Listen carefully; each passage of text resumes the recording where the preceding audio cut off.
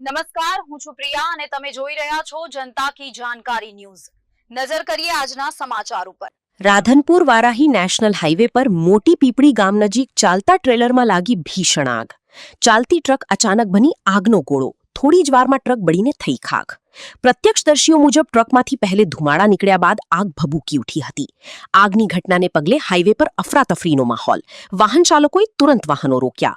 ભીષણ આગને કારણે બંને તરફનો ટ્રાફિક થોડા સમય માટે સ્થગિત રહ્યો હતો। લાંબી વાહનોની કતારો લાગી, ભયનો માહોલ સર્જાયો। ડ્રાઈવર અને ક્લીનરે સમય સૂચકતા દાખવી કૂદી પડતા બંનેનો આબાદ બચાવ। શોર્ટ સર્કિટને કારણે આગ લાગી હોવાની પ્રાથમિક આશંકા। ફાયર ટીમે આગ પર કાબૂ મેળવી ટ્રાફિક ફરી શરૂ કર્યો। રિપોર્ટર અનિલ રામાનુજ, રાધનપુર।